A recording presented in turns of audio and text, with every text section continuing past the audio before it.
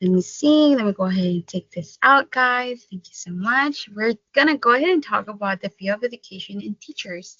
So teaching was a dominant by men until 19th century, when women were being more successful as private tutors than men, according to the university, according to the state of Buffalo, according to Buffalo State University. I'm so sorry. And actually, teaching goes way back to Egypt, and is actually we can actually see that it actually was a field related of men, and young boys used to get teach on back in Egypt, and I think they used to be scribes after they kind of finish learning and writing. And so let's go ahead and go to the next slide. We have required education. And so what is required education for teaching? So for you to be considered a teacher, you need a bachelor's and you need to get certified by the state. You have to pass the exam, and you also need your hours. So according to the School of Education of the American University, um, all states require public teachers from K to 12 to have a bachelor's degree. So there you have it. I'm going to go ahead and give you guys an example. So you have two ways. You have a traditional way, you have alternative way. So the traditional way is you get out of high school, you go for a bachelor's in the university, you become you graduate from high school, go to university, you decide you want to be a teacher, you get the field that you want to teach, elementary, middle school, physical, special, high school, right? Then you get your hours, your experience, and you graduate and you enroll to a what's it called? Sorry, a license. You enroll into the exam, sorry, and you get license. And the traditional way is actually you get a bachelor's from a different field, and you decide that you want to be a teacher. And one of the things that there's a website called Teachers for Tomorrow offers is for you. It offers an alternative way, and the alternative way allows you to get into the teaching field without going wasting another 4 years and getting the experience of being a teacher, but they actually help you, navigate that on the alternative ways. That means that you're going to be working with them. You're actually going to be teaching, and you are going to, get your hours. But at the end of the day, you still need to get certified. And you will have, I think, classes that, need education that it's required for you. And at the end of the day, you need like I mentioned, you gotta get licensed. You gotta take the exam. And then another one is actually when you're a paraprofessional, or whenever you go to a community college and then you finish, and then you want to transfer to a university.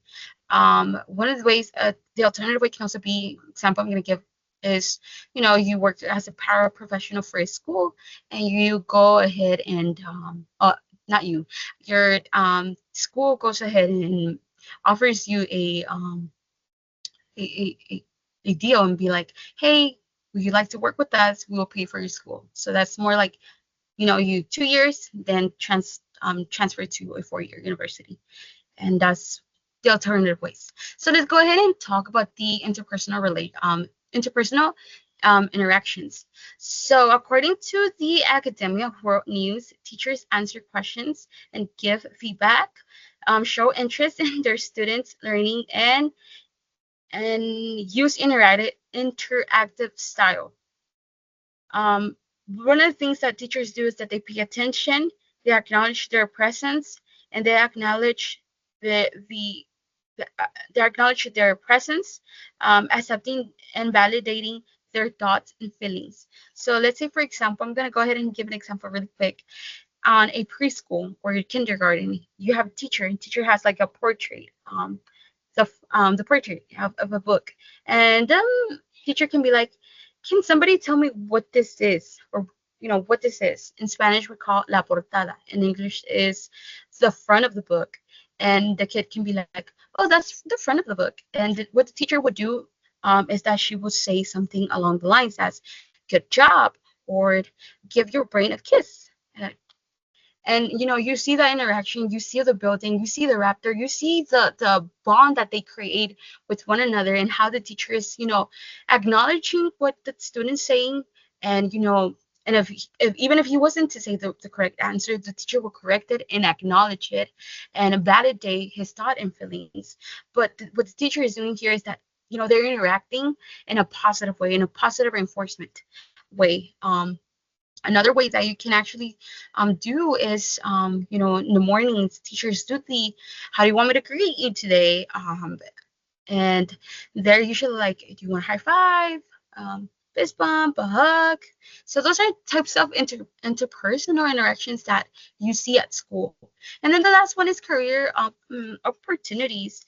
And according to the School of Education Online on America University, career opportunities for teachers vary. You can be a principal, you can be a school administrator, same thing, principal, school administrator, community advocate, board of trustees, curricular planner, and those are some of the things that you can do whenever you are trying to, other career opportunities for teachers, or you want to, advance in your career.